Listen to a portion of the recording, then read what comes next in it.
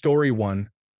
I can literally feel myself either checking out of conversations or getting irritable about small things. That is when I know to take my introverted self back home. Story 2. Strong desire to look at my phone. Usually, I am not really into it when I am out, but I start using it as a break from what is going on around me when I am close to tapping out. Story 3. Honestly, physical and mental exhaustion. I literally get tired. It is difficult to focus on people afterward. Story 4. You find relatively weak excuses for needing to go home at some point during an outing. For example, I need to go home to water my plants or to feed my pet. Story 5. I find myself becoming irritable with people and withdrawing from larger groups, seeking peace and quiet. Story 6. My customer service face changes to my regular face, whether I am at work or not. Story 7. If I am with my spouse, I become a stage for clinger. A good sign is if I start standing behind him like the big spoon but standing up. Other times, I walk around picking up empty cups and plates. I learned when I was little that this was an acceptable activity when I could not sit still at the table anymore. Story 8.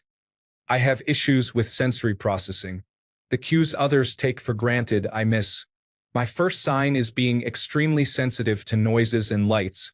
Too much stimulation causes my mind to shut down. I cannot concentrate and it can be painful. Story 9. I start speaking only when spoken to.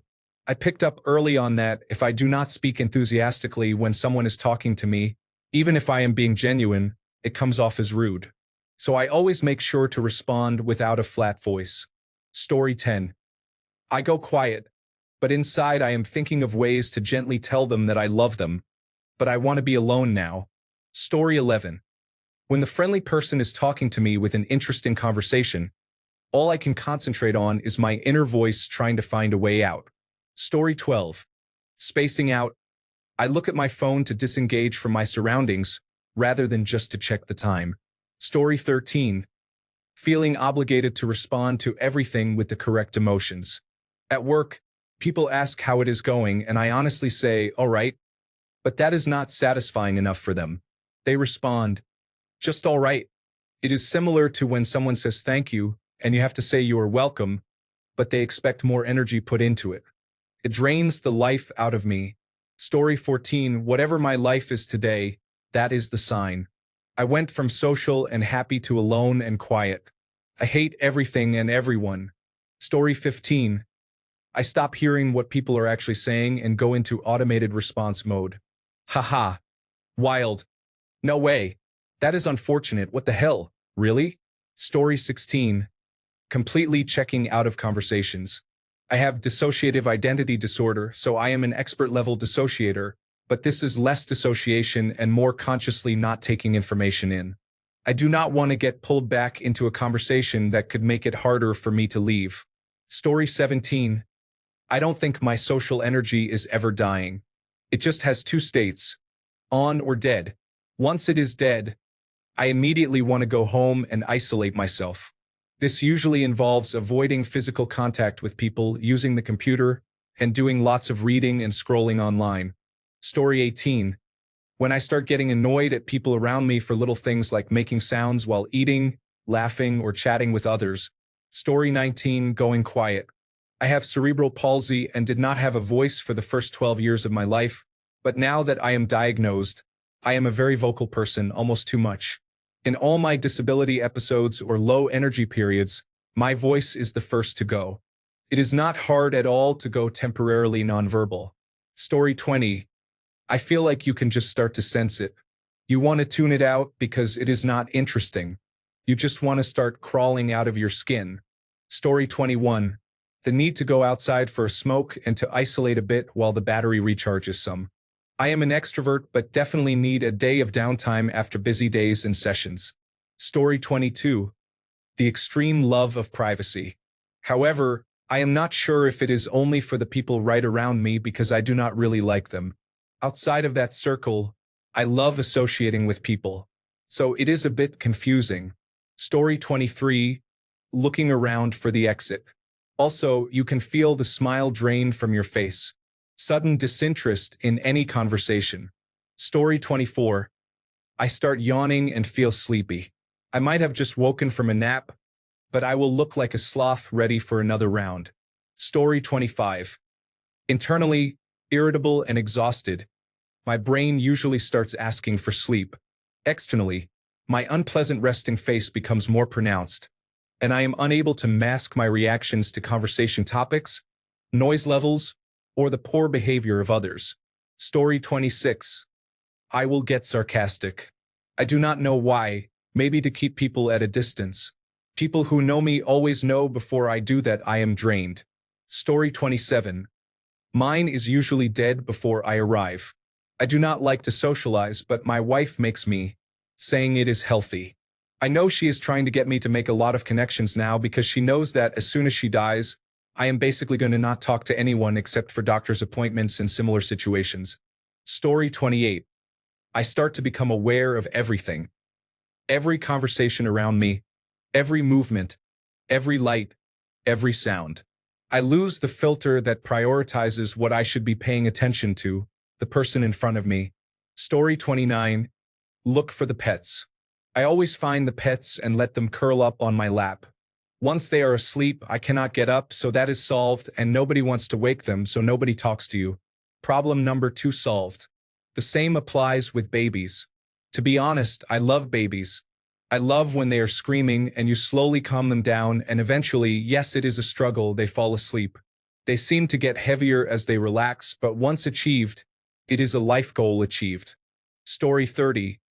When I was in college, it was always when I went looking for the bathroom, even though I did not have to go. Story 31.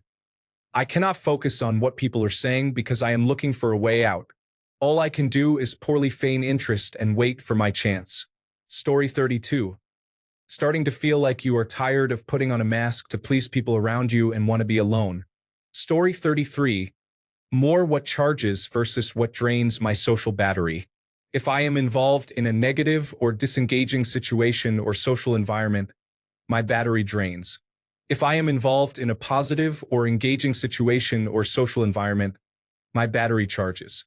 Therefore, the first sign that my social battery is dying is when I recognize that I am in a negative or disengaging situation or social environment. Story 34. Feeling tired. Conversations exhaust my brain. I crave a nap and hiding under the covers in bed. I get excited thinking about bed. Story 35. When you are out with your friends and you all have to leave because it is after midnight, but then you realize walking to your car that it is only 9:30. Story 36. I start to miss cues that they want to continue talking and accidentally cut them off.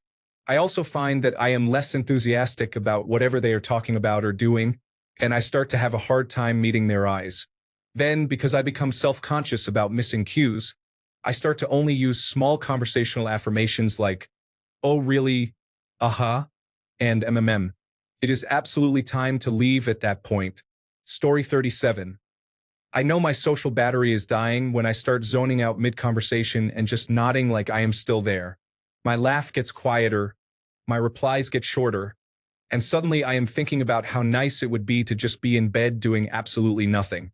Even hearing someone say, "So anyway," feels like a threat to my last 2% of energy. That is when I know I am done. Story 38. I feel my face twitch in a certain way. It happens when I let people know I have something I need to do. At that point, I have about 30 minutes before I stop being fun. I can recharge if there is a dog or a quiet place for me to be alone for a bit. Story 39. For me, it's suddenly second-guessing everything. When I am refreshed, I can have mindless fun with anybody about anything, but once my battery gets drained, I think for hours about, was it really okay to say X in that situation? And why hugged me a little less than normally? Does he not like me anymore? And similar thoughts. Story 40. I go straight from nice to, "Thank you. I am probably going to lose my temper now." The problem is usually that I end up stuck with people whose little annoying habits I know far too well, and by the time my energy is running low, it is too late to do anything about it. Story 41. Small bursts of secret rage. In general, my inner monologue is fairly benign, but it can suddenly jump from, "I wonder if they are making hot dogs," to, "I hate these people." Everyone here smells like a hot dog, looks like a hot dog, is a hot dog. Those sorts of mental hops usually mean time is up. Story 42. I do not believe in social battery concepts because, for me, they are used as an excuse to avoid dealing with discomfort or growing socially. Story 43. Haven't gone out to meet people in almost 2 years with no motive to want to or try. Just want to be alone while not wanting to be alone. Story 44. I feel like I am either going to fall asleep or my back is going to explode from anxiety because I just want to stop talking. Story 45. My bubbliness just ends without warning. Then I have about an hour left before I will resort to chewing my arm off to get out. Story 46. A headache starts, and I suddenly experience a strange sensation similar to regaining consciousness, which feels like a dolly zoom. Story 47. I am not talking to anybody. I am pretty reserved, but once you get me talking, I can talk a lot. If I am out and about and have nobody to talk to, then I want to go home. Story 48. For me, when I'm getting tired of interaction, I start to stare blankly into the void. I think of nothing, I hear nothing, I'm no longer observing. I'm just looking straight ahead. In my brain, there is the sound of an electrocardiogram flatline. I'm out and turned off. It happened to me a few weeks ago when we went to visit my mother-in-law after my father-in-law died. Every random family member of my wife's family was there, and it was too much input. So I dropped out. My wife asked if I was sick, and I said, nope, just sitting. Apparently, I looked like I had stroked out. I was just checked out. I couldn't handle all the conversations and chit-chat in the room. So I went into the dead zone and I was fine. It helps when there are too many people yapping around you. Just check the F*** out. I'm not in a fantasy land or anything like that. I'm literally nowhere. I learned how to do it back in the 1980s from reading books on self-hypnosis. Just disappear into that good night with nothing in your head. Apparently, that's a thing that people who practice meditation take decades to learn. Took me an afternoon and a comfy chair. I guess I'm good at that. So I've got that going for me, which is nice. I did it this afternoon waiting for my kid's psychiatrist appointment to be finished. 2 hours. No memories of what happened in the waiting room. Wide awake. Try it. I'd recommend the book, but it was written in the 1950s, and I have no memory of the name of it. It was a good one, though. Story 49. Mine is always off, and I only talk when I have to. I find it draining to maintain any form of conversation except with close friends or family. Story 50. Everything is boring now. You start a conversation, and there is never an adequate response. Before, you could start with anything because communication was very difficult. There were no social networks, and every time you saw someone, it was by luck. Today, things have changed a lot, and in fact, they will continue to change with technology. Story 51. People immediately start causing problems. They know what has upset me and do that as soon as they see I am just trying to regroup. It is astounding. My entire life, from the time I was a toddler, people could not help but make a joke.